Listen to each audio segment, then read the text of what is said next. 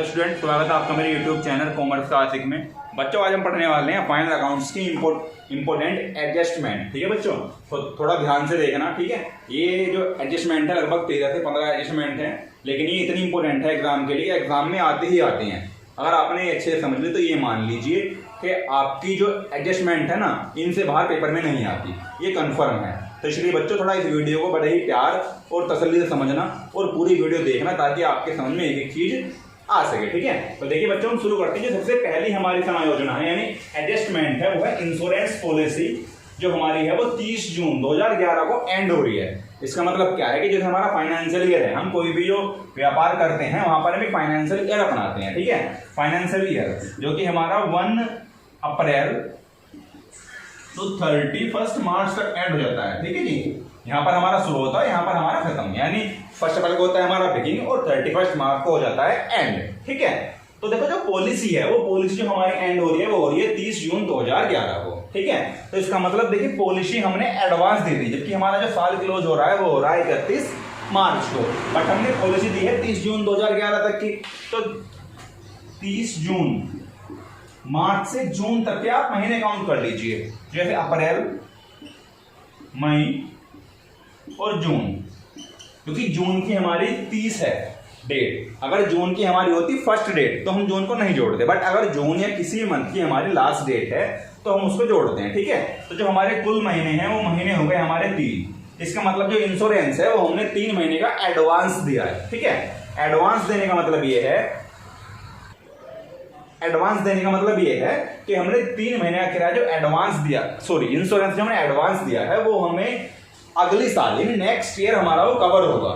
ठीक है, क्योंकि जो भी हम इंश्योरेंस की पेमेंट करते हैं ना वो परमानेंटली हमारी 1 ईयर की होती है। ठीक है, तो इंश्योरेंस जो दिया जाता है, अगर आपका रियल लाइफ में भी अगर आपका लाइफ इंश्योरेंस या कोई इंश्योरेंस हो तो आप देखना वो हमारा नॉर्मली 1 साल का ही देते हैं। जैसे कि बाइक इंश्योरेंस हुआ या कोई भी इंश्योरेंस हुआ हम साल में 1 बार देते हैं। ठीक है, यानी पूरे 12 महीने का हम देते हैं। ठीक है, 12 मंथ का, जिस डेट को हमने कराया है उस डेट से। अगर हमने कराया है 1 जैन को तो हमारा एंड होगा 31 दिसंबर को। ठीक है, अगर हम करवा रहे हैं नेक्स्ट मंथ तो हमारा नेक्स्ट मंथ, क्योंकि 365 डेज यानी पूरे 12 महीने के लिए हमारा इंश्योरेंस होता है। ठीक है बच्चों, तो देखिए इसको निकालते कैसे हैं। जैसे सपोज करो इंश्योरेंस की वैल्यू दी है हमें 240 रुपए, ये हमने इंश्योरेंस की पेमेंट करी है। अब हमारा कितने महीने का एडवांस है? 3 महीने का, तो जितने महीने का भी एडवांस हो आप उतने से करेंगे मल्टीप्लाई। ठीक है, और डिवाइड में डालेंगे आप जितने महीने हमारे साल में होते हैं। कितने महीने होते हैं हमारे साल में? साल में होते हैं 12 महीने। ठीक है, आप इस प्रकार से डिवाइड करेंगे, 3 4 जा 12। अब आप 12 से काटो, 4 आ गया हमारा, 4 से काट देंगे आप, 4 6 जा 24 यानी 60, यानी आपका आ गया 60 रुपीज। ठीक है, 60 रुपए आपके हो गया एडवांस। समझ में आ गया बच्चों? तो अभी हमने निकाला है एडवांस। अब इस एडजस्टमेंट का हमें करना क्या है, मतलब ये कहां कहां पर आती है। तो देखिए हमारा इंश्योरेंस है, इंश्योरेंस हमारा अप्रत्यक्ष यानी इनडायरेक्ट एक्सपेंस है। तो इनडायरेक्ट एक्सपेंस जो होते हैं वो हमारे आते हैं प्रॉफिट एंड लॉस अकाउंट्स में, किस तरफ? डेबिट तरफ। तो इसको हम डेबिट में से माइनस कर देंगे, 60 रुपए आप डेबिट में से माइनस कर दीजिए। कैसे? जैसे कि इंश्योरेंस दिखाएंगे हम, वहां पर हमने दिखाया इंश्योरेंस। ठीक है जी, और ये है हमारा 240 रुपए का, इसमें से माइनस कर देंगे हम प्रीपेड के नाम से, कि हमने वो प्रीपेड दे दिया। कितने रुपए? 60 रुपए। तो बाहर दिखाएंगे हम बच्चों 180 रुपए। ठीक है, ये तो हो गया हमारा सब पहला ट्रीटमेंट। आपको पता है कि हर एक एडजस्टमेंट हमारी कम से कम 2 अकाउंट्स में आती है। ठीक है, तो एक में तो आ गई हमारी, अब दूसरे अकाउंट्स में कहां पर आएगी? देखिए प्रीपेड है तो हमारे लिए एसेट्स है, क्योंकि हमें वो भविष्य में खर्च करेंगे, भी खर्च नहीं हुई ना, हमने एडवांस दे दी, तो इसलिए वो आएगी हमारी बैलेंस शीट में। बैलेंस शीट में आएगी एसेट्स तरफ, किस नाम से? प्रीपेड इंश्योरेंस के नाम से।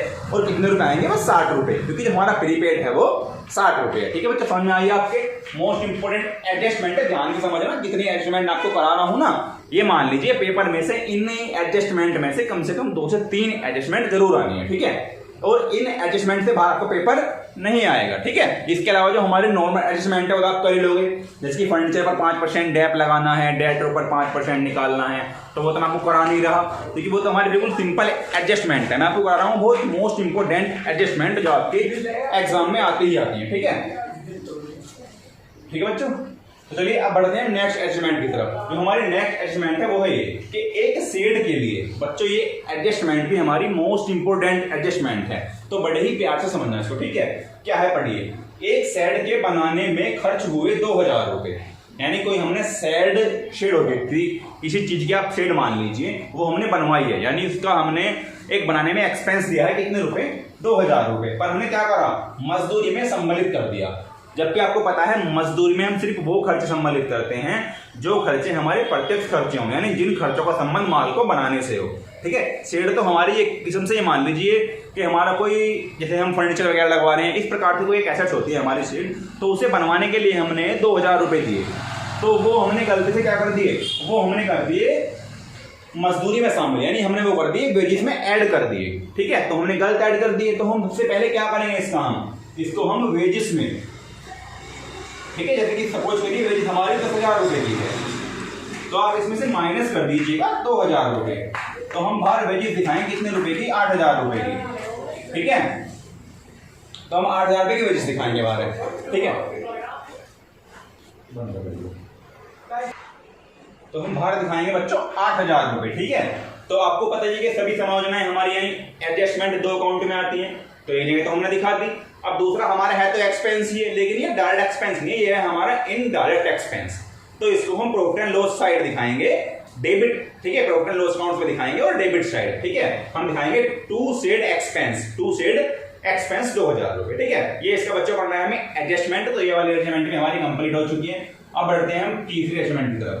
बच्चों ये वाली एडजस्टमेंट मोस्ट इंपोर्टेंट, यानी बहुत बहुत ज्यादा महत्वपूर्ण एडजस्टमेंट है।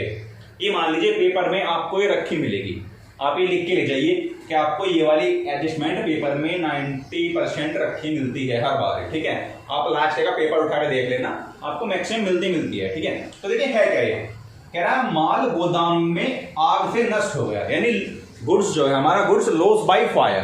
ठीक है, इन गोडाउन, यानी गोडाउन में जो है हमारा माल आग लगने के कारण खराब हो गया।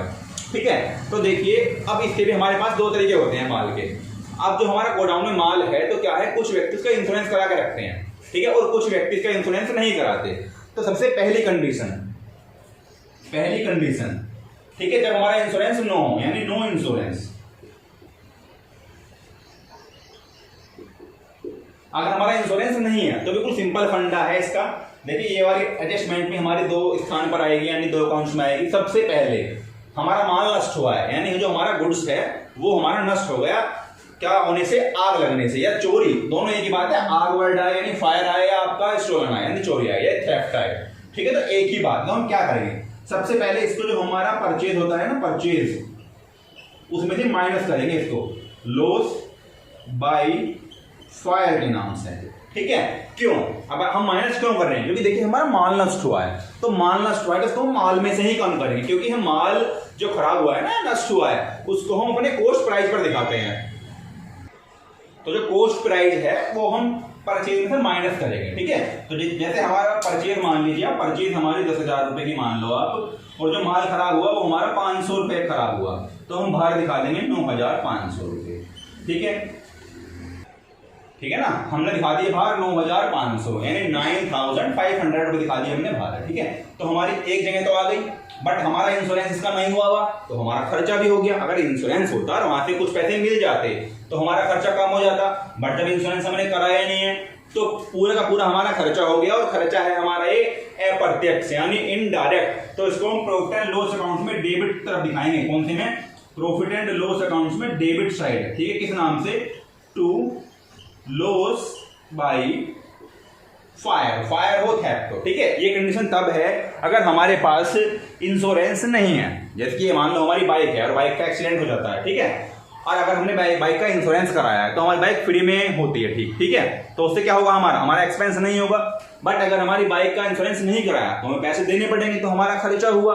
सेम कंडीशन यहाँ है, हमने इंश्योरेंस कराया नहीं है, माल खराब हो गया, तो इसको हम खर्चा मान लेंगे, और खर्चा मान लेंगे तो प्रॉफिट एंड लॉस अकाउंट में हम दिखा देंगे डेबिट साइड। ठीक है, तो बच्चों ये कंडीशन तो हो गई हमारी तब जब हमारे पास इंश्योरेंस नहीं है।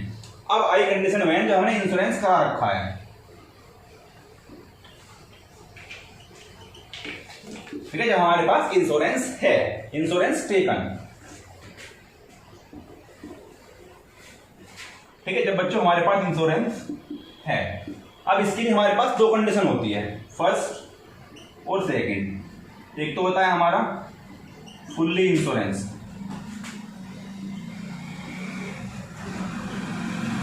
ठीक है, एक होता है हमारा पार्टली,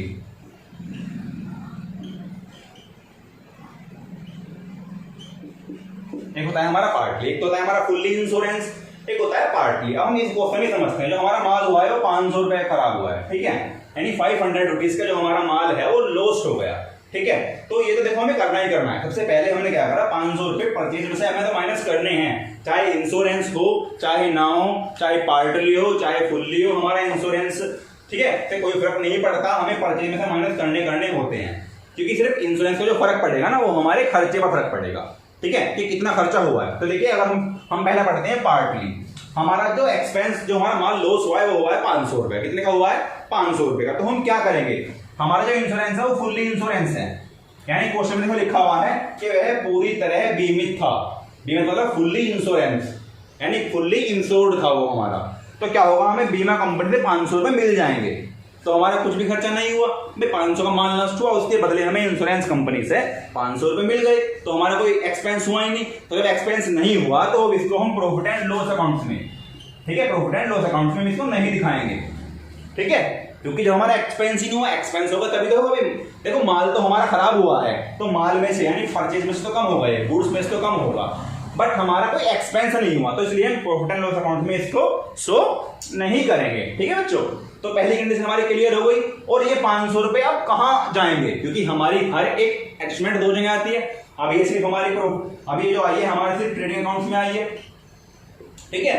तो दूसरी जगह कहां पर आएगी बच्चों, दूसरी जगह ये वाली जो एडजस्टमेंट है ये आएगी हमारी बैलेंस शीट में।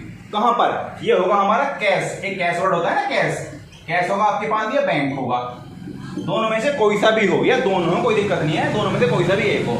आप क्या करेंगे, 500 रुपए उसमें ऐड कर देंगे, क्योंकि जब इंश्योरेंस से पैसा मिला तो हमारे पास कैश आया होगा या बैंक आया होगा। तो अगर कैश आया तो आप कैश में ऐड करिए, बैंक आया तो बैंक में ऐड करिए, और अगर कुछ भी नहीं कहा तो आपके पास जो क्वेश्चन में अवेलेबल है, कैश हो कैश, बैंक हो बैंक, आप दोनों में जो भी तुम्हारे पास अवेलेबल है उसमें ऐड कर दीजिए, ठीक है। आ गई हमारी दोनों अकाउंट्स में, ठीक, क्लियर हुई।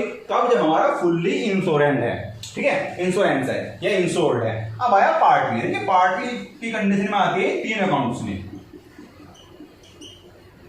ठीक है।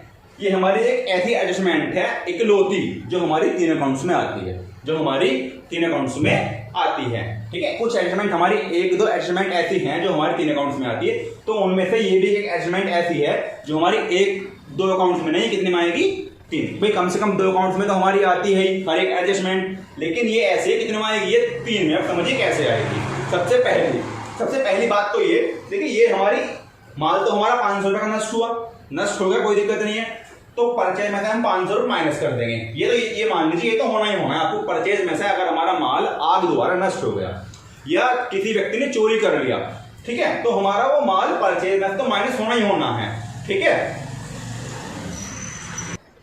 ठीक है। तो परचेज में से माइनस हो गई होगा। अब उसके बाद क्या हुआ, देखिए 500 रुपए का हमारा माल नष्ट हुआ, कितने का हुआ, 500, लेकिन बीमा कंपनी यानी बीमा कंपनी से 350 रुपए प्राप्त हुए। बात समझाइए बच्चों, 500 का माल नष्ट हुआ, लेकिन बीमा कंपनी से कितने प्राप्त हुए हमें, 350 रुपए। आगे बात समझ में, माल 500 का नष्ट होता है, लेकिन बीमा कंपनी हमें देती है कुल 350, जिसको बोलते हैं पार्टली इंश्योरेंस, ठीक है, या पार्टली इंश्योर्ड। तो 350 रुपए हमें मिल गए, ठीक है। अब देखिए हमारा लॉस कितने का हुआ, अब यहां पर लॉस निकालिए आप। भाई 500 का माल नष्ट हुआ, ठीक है, और आपको 350 रुपए मिल गए, तो आपका जो लॉस हुआ वो हुआ 150 रुपए का। तो 150 क्या हो गया आपका लॉस। अब देखिए तो ये कैसे कैसे आएगी, पहले आपकी परचेज में आपने माइनस कर दी 500 रुपए, दूसरा आप प्रॉफिट एंड लॉस में दिखाते हैं, अगर लॉस हुआ है तो पता ही आपको, तो लॉस होना कितने रुपए का, 150 रुपए का, तो प्रॉफिट एंड लॉस अकाउंट में दिखा दूंगा मैं डेबिट साइड, ठीक है। तो हम इसको दिखाएंगे डेबिट साइड 150 रुपए, वही बात प्रॉफिट एंड लॉस में दिखा देंगे debit side to loss by fire के बाद दिखाएंगे हम 150 रुपए। 500 का माल नष्ट हुआ तो 500 माइनस कर दिया हमने माल में से यानी गुड्स में से, 150 का हमें लॉस हुआ क्योंकि 350 मिल गए हमें, तो हमने लॉस बाय फायर के नाम से 150 रुपए दिखा दिए हमने प्रॉफिट एंड लॉस अकाउंट में डेबिट साइड। अब जितने रुपए मिले हमें 350 रुपए मिल गए हमें, तो इनको जोड़ दीजिए आप कैश या बैंक, जैसे यहां हमारा था कैश या बैंक में, अब 350 रुपए इसमें हम ऐड कर देंगे, जो भी हमारा कैश रखा हुआ, और ये आएगा आपका बैलेंस शीट में डेबिट साइड यानी एसेट साइड, आप कैश में इसको जोड़कर दिखा देंगे। ठीक है बच्चों, तो ये जो एडजस्टमेंट है हमारी मोस्ट इंपोर्टेंट एडजस्टमेंट है, और मुझे लगता है कि आप सभी की ये एडजस्टमेंट समझ में आ गई होगी। ठीक है बच्चों, चलिए ठीक है, अब बढ़ते हैं हम अपनी नेक्स्ट एडजस्टमेंट की तरफ। ठीक है, तो बच्चों जो हमारी फोर्थ एडजस्टमेंट है, ये भी हमारी मोस्ट इंपोर्टेंट एडजस्टमेंट है आपके एग्जाम के लिए। ये मान लीजिए ये भी एग्जाम में आती है। ठीक है, तो देखिए सीखने के लिए इसमें सबसे पहले देखते हैं क्या बोला है। 2000 is to be transferred to fund out of profit if any. इसका मतलब है कि आपको अपने लाभ में से 2000 रुपए जनरल रिजर्व या किसी भी फंड में डालने हैं। ठीक है, लाभ आपको कौन से वाले लाभ होता है हमारा ट्रेडिंग अकाउंट्स के बाद जो प्रॉफिट लॉस अकाउंट बनता है ना, उस अकाउंट में जो लाभ होता है। ठीक है, उस अकाउंट में जो लाभ होता है, अगर लाभ हुआ है तो ही डालने। देखिए इफ एनी, इसका मतलब होता है यदि लाभ हुआ है तो ही आप 2000 रुपए फंड में डालेंगे। अगर आपको लॉस हुआ है तो आपको डालने की जरूरत नहीं है। बिल्कुल सिंपल एडजस्टमेंट है। ठीक है, तो करते क्या है इसको, सबसे पहले हम प्रॉफिट एंड लॉस अकाउंट में, ठीक है, इसको दिखाएंगे हम डेबिट साइड। ठीक है, डेबिट साइड दिखाएंगे इसको हम डेबिट साइड। ठीक है, किस नाम से आएगी, हम लिखेंगे यहां पर ट्रांसफर टू फंड। ठीक है, और बाहर दिखा देंगे हम 2000 रुपए डेबिट साइड, क्योंकि देखिए हमारा एक्सपेंस है भाई, हम अपना प्रॉफिट का कुछ भाग किसी संचय में डाल रहे हैं। ठीक है, तो वो हमारे लिए होता है बच्चों एक्सपेंस, तो इसलिए हमारा डेबिट साइड आएगा। समझ बात आ गई। अब दूसरा कहां पर आता है, एक जगह तो आ गया, दूसरा आता है बच्चों हमारा एक बैलेंस शीट यानी बीएस यानी बैलेंस शीट में किस side, liability side, liability side. ठीक है, लायबिलिटी के साइड आएगा। क्यों, क्योंकि ये जनरल रिजर्व जितने भी संचय होते हैं ना, ये हमारे लिए लायबिलिटी होते हैं यानी दायित्व होते हैं। ठीक है, दायित्व होते हैं। अब दायित्व होते क्यों हैं, दायित्व इसलिए होते हैं जितने भी हम संचय या फंड बनाते हैं ना, वो भविष्य में होने वाले किसी काम के लिए बनाते हैं। जैसे कि आप अपने घर पैसे जोड़ रहे हो कि हमें एक साल बाद कोई फोन लेना है, तो आप फोन के लिए पैसे जोड़ रहे हो, तो आपके ऊपर वो लायबिलिटी बन गई। क्यों, क्योंकि आप उस पैसे को फोन के लिए ही खर्च कर सकते हो। ठीक है, इतने वो खर्च नहीं हो जाएंगे, इतने आपके ऊपर लायबिलिटी है, आप उस पैसे को कहीं और नहीं लगाओगे। सेम ऐसे होता है हमारा यहाँ पर कि अगर कोई हमने फंड बनाया है तो हमारे ऊपर लायबिलिटी, क्योंकि वो फंड किसी स्पेशल खर्चे के लिए बनाया होगा हमने, इतने हम उस खर्चे को नहीं कर देंगे, इसलिए इतने ऊपर हमारे ऊपर वो क्या है, वो लायबिलिटी है, तो उसको लायबिलिटी साइड दिखा देंगे फंड के नाम से। ठीक है, जो भी हमारा फंड है, इंश्योरेंस फंड हो, जनरल फंड हो, वर्कमैन कंपनसेशन फंड हो, जितने जितने रुपये का बनाया आप उतने रुपये दिखा दीजिए। ठीक है, तो हमारी ये वाली एडजस्टमेंट भी कंप्लीट हो गई। अब बढ़ते हैं अपनी फिफ्थ एडजस्टमेंट की तरफ। ठीक है, जो हमारी फिफ्थ एडजस्टमेंट है वो भी हमारी मोस्ट इंपोर्टेंट है। वो क्या है, ठीक है, वो क्या है उसे पढ़ते हैं हम।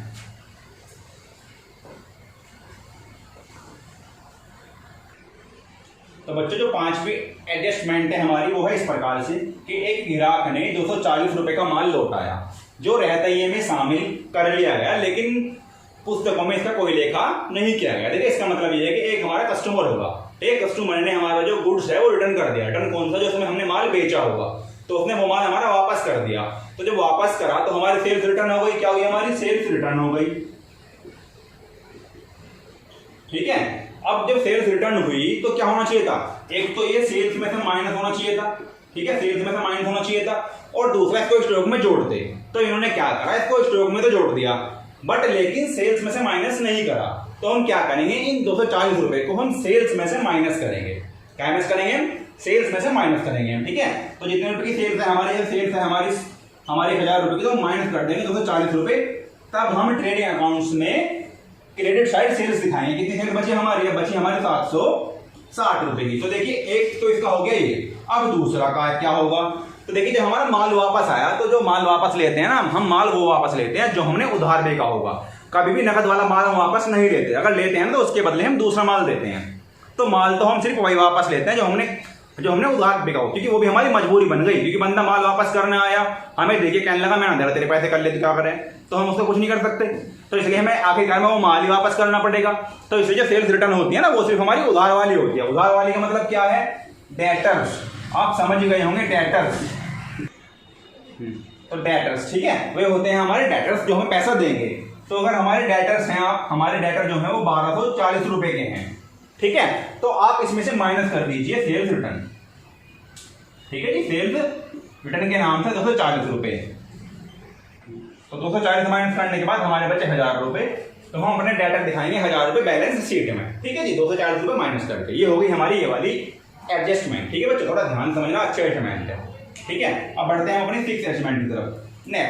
नेक्स्ट समायोजनाओं की तरफ। तो नेक्स्ट समायोजना है हमारी, ये देखिए, पुराने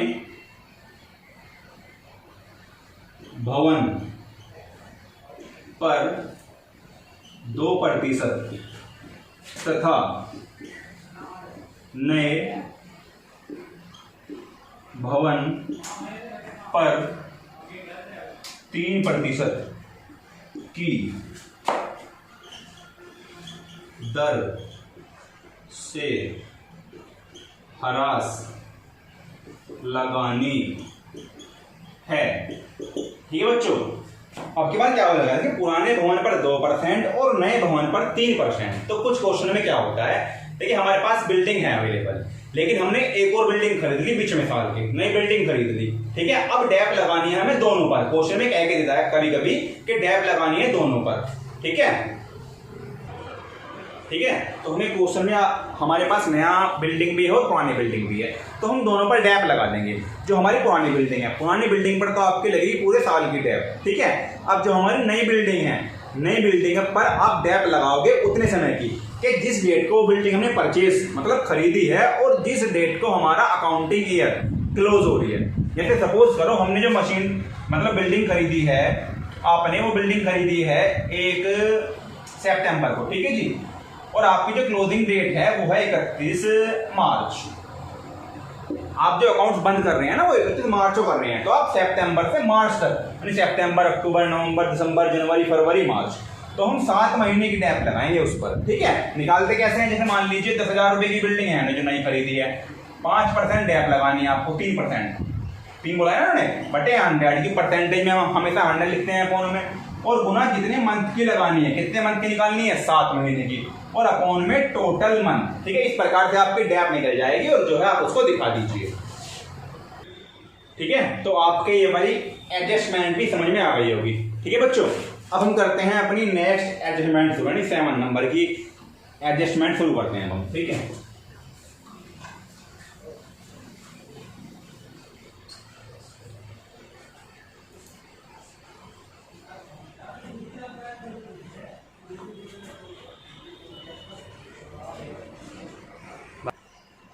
तो बच्चों नेक्स्ट हमारी समायोजना यानी एडजस्टमेंट है हमारी ये कि closing stock cost, closing stock at cost, जो हमारी कॉस्ट है ना वो है 10,000 एंड मार्केट वैल्यू उसकी 8,000। ठीक है, तो देखिए जब हमें समायोजना यानी एडजस्टमेंट में ये दिया हो कि जो हमारा क्लोजिंग स्टॉक है वो उसकी वैल्यू में 2 ही रखी हैं। उन्होंने बताया कि आपका जो अंतिम रहतिया है उसका बाजार मूल्य तो है 8,000 रुपए और उसका जो लागत है वो है 10,000 रुपए।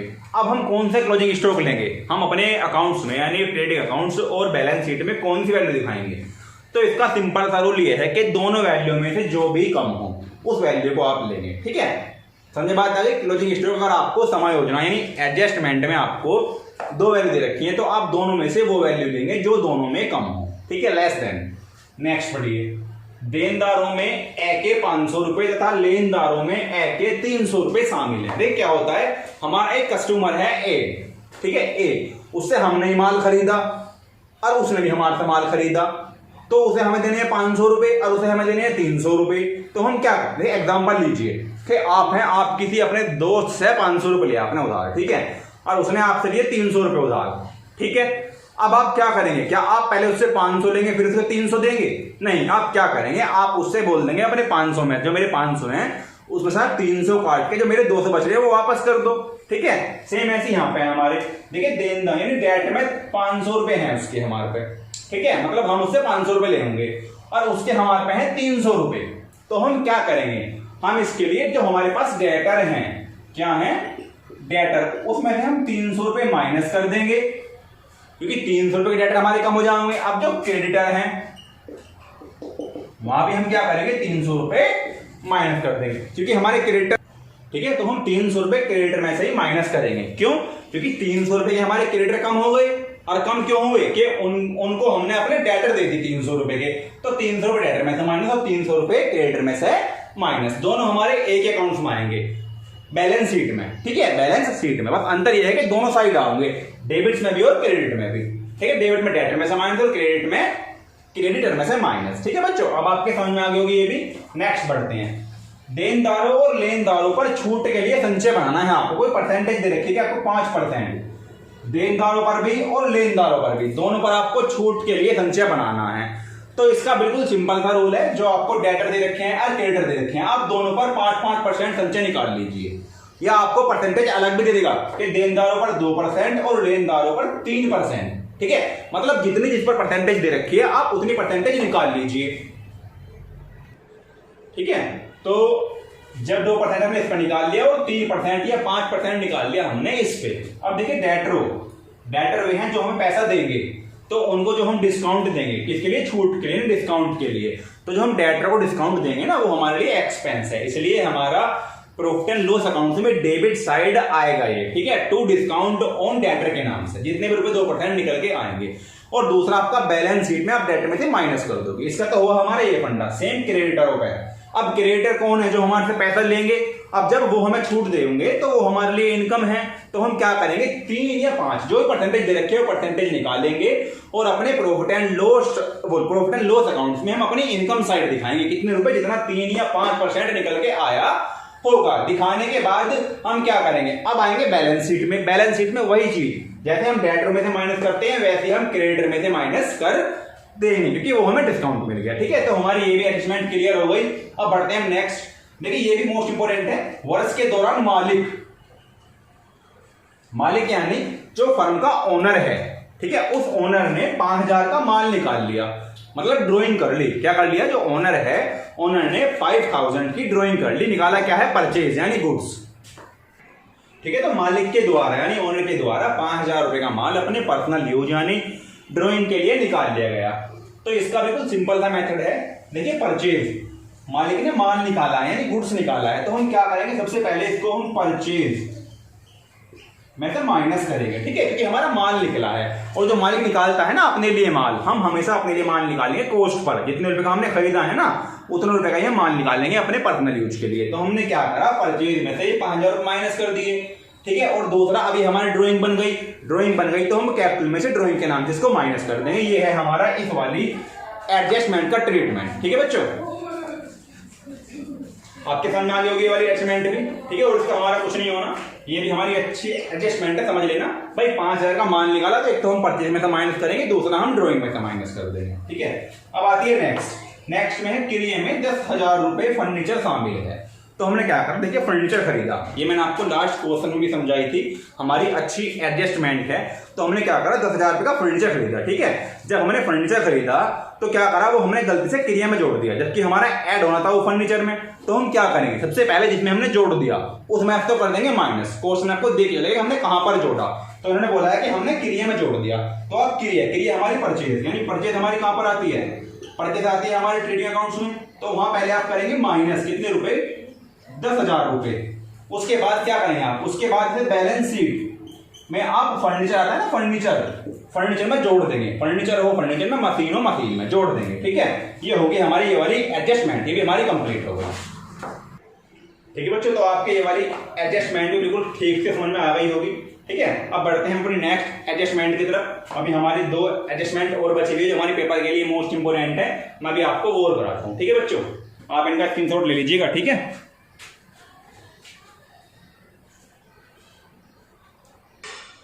तो बच्चों नेक्स्ट हमारी एडजस्टमेंट है, फर्नीचर बेचा गया और उसे 760 रुपए में 1680 की लागत के विनिमय में दे दिया गया। ठीक है बच्चों, तो अब 920 रुपए के शुद्ध बीजक को क्रिया रजिस्टर के माध्यम से पारित किया गया। देखिए इसका मतलब क्या है कि इन्होंने एक फर्नीचर खरीदा। ठीक है, उस फर्नीचर खरीदने के बदले जो इनका पुराना फर्नीचर था वो उन्होंने बेच दिया। वो बेचा इन्होंने 760 रुपए में, और जो फर्नीचर खरीदा वो खरीदा 1680 रुपए का। ठीक है बच्चों, तो इन्होंने नया फर्नीचर खरीद लिया। तो सबसे पहले हमें यह देखना होगा कि हमारा पुराना फर्नीचर कितने रुपए का है। तो देखिए पुराना फर्नीचर है हमारा कितने का? 2000 का, जिसको हमने बेच दिया कितने में? 760 रुपए में नया फर्नीचर लेने के लिए। जैसे आप देखते हैं कि कार में स्कीम है कि पुरानी कार दो नहीं ले जाओ कुछ पैसे देके, सेम ऐसी कि आपने पुराना फर्नीचर लिया 760 रुपए में और 1680 का नया फर्नीचर ले लिया, लेकिन जो पुराना दिया उसकी कॉस्ट थी 2000 रुपए, तो आपने जो बेचा है वो बेचा 760 रुपए में। तो देखिए आपको इस पर लॉस हुआ कितने का, 1240 का आपको इस पर लॉस हो गया। तो सबसे पहली बात तो इस पर लॉस हुआ, तो जो ये लॉस हुआ ना, आपको बताइए लॉस हमारे कहां पर आते हैं, प्रॉफिट एंड लॉस अकाउंट में डेबिट साइड। तो मैं लॉस ऑन फर्नीचर के नाम से प्रॉफिट एंड लॉस अकाउंट में डेबिट साइड दिखा दूंगा 1240 रुपए, पहला ये आ गया। अब दूसरा, अब हमने एक गलती और कर दी, क्या करी, जो इनके बीच का डिफरेंस है 920 रुपए, कितने 920 रुपए की हमने नया फर्नीचर खरीदा है, खरीदने के बाद हमें 920 रुपए उसे और देने पड़ेंगे। तो ये 920 रुपए हमने क्या करा, गलती से क्रिया में शामिल कर दिए। कहां कर दिए हमने शामिल, गलती से ये क्रिया में शामिल कर दिए, ठीक है। तो जब आपने 920 रुपए गलती से क्रिया में जोड़ दिए थे, तो अब क्या करेंगे, इन 920 को हम परचेज में से माइनस कर देंगे, ठीक है। और अब क्या करेंगे, अब आई बैलेंस शीट। अब बैलेंस शीट में हम फर्नीचर कितने रुपया दिखाएंगे, देखिए पहले हमारे पास 2000 रुपए का है, अब हमारे पास 1680 का है। तो जो हम दिखाएंगे बैलेंस शीट में, बैलेंस शीट में हम फर्नीचर की वो वाली वैल्यू दिखाएंगे जो हमारे पास करंट में है, ठीक है। तो 920 रुपए हमारा हो गया। अब बैलेंस शीट में हम कितने वैल्यू दिखाएंगे, तो बैलेंस शीट में दिखाएंगे हम 1680 रुपए, जितने रुपए का करंट में हमारे पास फर्नीचर है उतने रुपए का हम बैलेंस शीट में दिखा देंगे। एक बार दोबारा समझ लीजिए एडजस्टमेंट को, अच्छी एडजस्टमेंट है, पेपर में मान लीजिए आएगी ही आएगी, ठीक है। तो करना क्या है एडजस्टमेंट का, दोबारा पढ़िए कि फर्नीचर बेचा 760 रुपए में, ठीक है, नया खरीद लिया 1680 रुपए का, ठीक है। और 920 रुपए जो इनका डिफरेंस है वो हमने गलती से शुद्ध बीजक को क्रिया रजिस्टर से खरीद लिया। तो करेंगे, सबसे पहले देखिए जो हमारा पुराना फर्नीचर है वो 2000 रुपए का था, हमने बेचा 760 रुपए में, तो उसमें लॉस हुआ हमें 1240 रुपए का। तो जितना लॉस हुआ आप उसको प्रॉफिट एंड लॉस अकाउंट में दिखा दीजिए, लॉस वाली अमाउंट 1240 रुपए को, तो 1240 दिखा देंगे प्रॉफिट लॉस अकाउंट में लॉस के नाम से। अब जो 920 रुपए गलती से हमने परचेज में जोड़ दिया उसको हम परचेज में से माइनस कर देंगे, ठीक है। और दूसरा बैलेंस शीट में अब जो हम फर्नीचर दिखाएंगे करंट में वो दिखाएंगे हम 1680 रुपए का, ठीक है। तो बच्चों अब नेक्स्ट के तरफ बढ़ते हैं और ये हमारी लास्ट एडजस्टमेंट है, ठीक है। ये है हमारी बिक्री में राम एंड सन्स कंपनी को अनुमोदन पर भेजा 15,000 रुपए का माल, ठीक है, मूल्य का माल शामिल है। और 31 दिसंबर 2010 को अविकृत रहा माल की लागत 10,000 रुपए, ठीक है। इसका मतलब क्या है कि हमें कोई ऑर्डर मिला होगा राम एंड कंपनी से, ठीक है। तो ऑर्डर पर हमने क्या करा, उसको 15,000 का माल हमने भेज दिया, ठीक है। लेकिन क्या हुआ, वो माल हमारा वापस आ गया और हमारी फर्म में रखा हुआ है, ठीक है।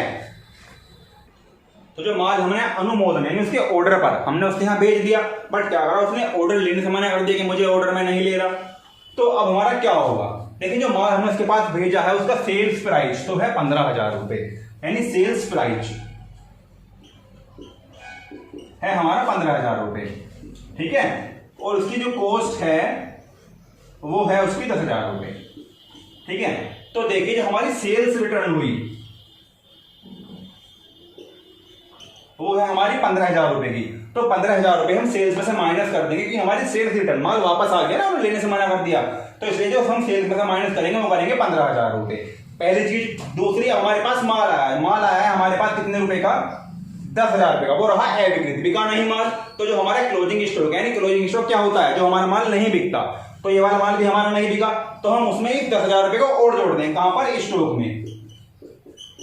में हम इसको 10,000 रुपए को ऐड कर देंगे दोनों अकाउंट्स में, ठीक है। स्टॉक कहां पर आता है हमारा, ट्रेडिंग अकाउंट्स और बैलेंस शीट, दोनों में हम 10,000 रुपए जोड़ देंगे, 10 हमारा ट्रेडिंग अकाउंट्स में, 10 जोड़ देंगे हम इसमें हमारा बैलेंस शीट में, ठीक है बच्चों। तो आज जो मैंने आपको समझाई है एडजस्टमेंट, वो आपकी बहुत ही इंपॉर्टेंट एडजस्टमेंट है पेपर को देखते हुए, ठीक है। इन एडजस्टमेंट में से कम 2 या 3 एडजस्टमेंट आपके पेपर में आनी बहुत ही जरूरी है, तो इस वीडियो को थोड़ा ध्यान से देख लीजिएगा, ठीक है। अगर इसके अलावा भी आपके पास कोई और एडजस्टमेंट है जो आपके समझ में नहीं आती है तो आप उसके लिए मेरे व्हाट्सएप नंबर पर मुझे पीडीएफ भेज सकते हैं उसकी, ठीक है। उसके लिए मैं आपको एक और वीडियो बनाकर अपने यूट्यूब चैनल पर डाल दूंगा, ठीक है बच्चों। अगर आपको ये मेरी वीडियो अच्छी लगी हो तो आप इसको शेयर करें, लाइक करें और सब्सक्राइब करें, ताकि और बच्चों को भी इसका फायदा मिल सके।